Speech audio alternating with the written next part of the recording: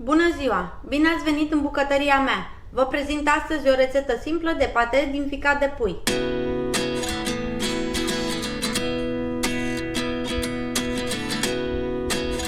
Pentru preparare ne trebuie 500 de grame de ficați de pui bine spălați, 150 de grame de unt moale, o ceapă mică, o linguriță cu băiat de ardei dulce, sare și piper.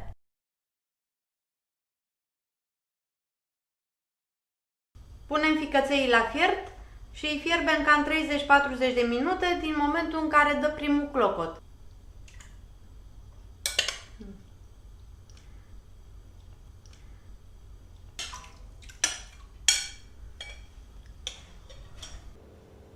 După 30 de minute ficatul s-a fiert, așa că stingem focul, luăm cratița și o dăm deoparte și lăsăm să se răcorească puțin. Cât timp se răcorește ficatul, tocăm ceapa.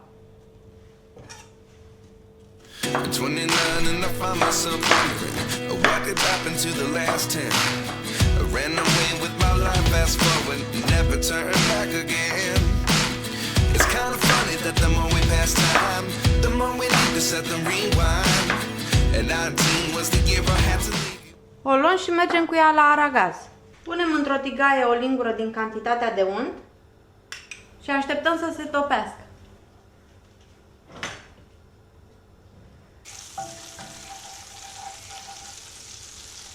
Apoi punem ceapa.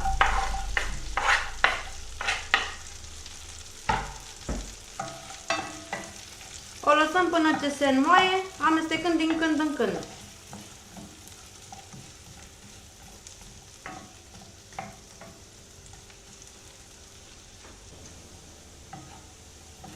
După 5-10 minute ceapa s-a înmuiat,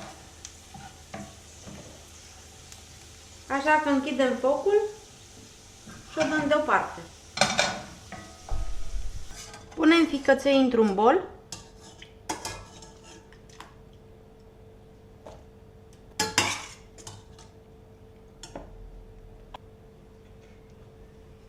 Adăugăm ceapa.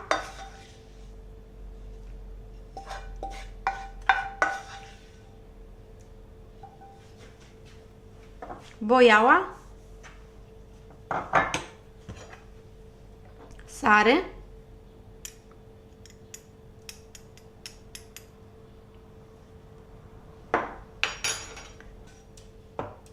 și piper proaspăt măcinat.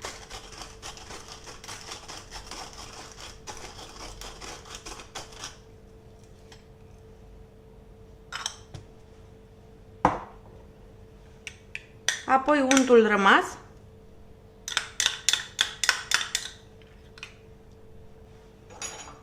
Mai punem și câteva lingurițe cu zeamă de la ficatul fiert.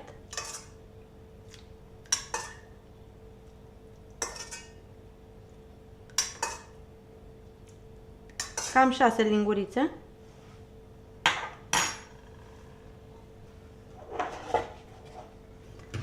Apoi pasăm totul cu un blender vertical.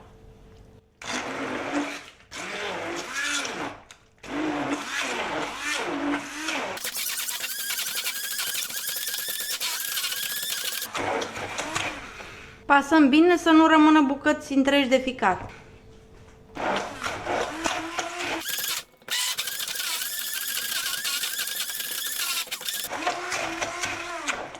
Gustăm din compoziție, să vedem dacă mai trebuie sare sau piper. Și dacă mai trebuie, mai pune. La mine nu mai este nevoie.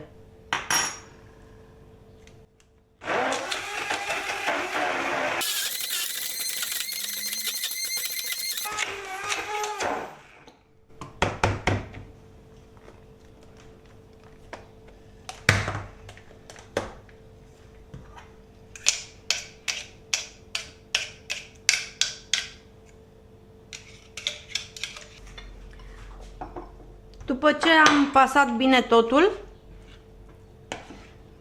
transferăm compoziția în vase pe care le vom băga apoi la frigider.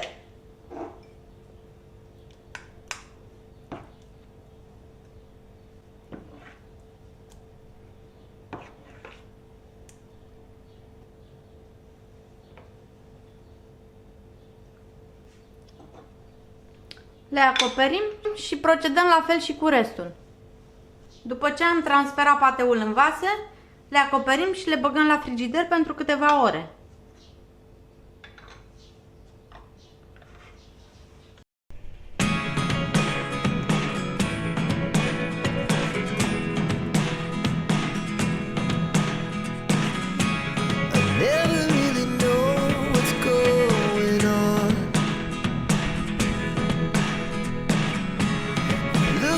Sometimes like all you want to do is run.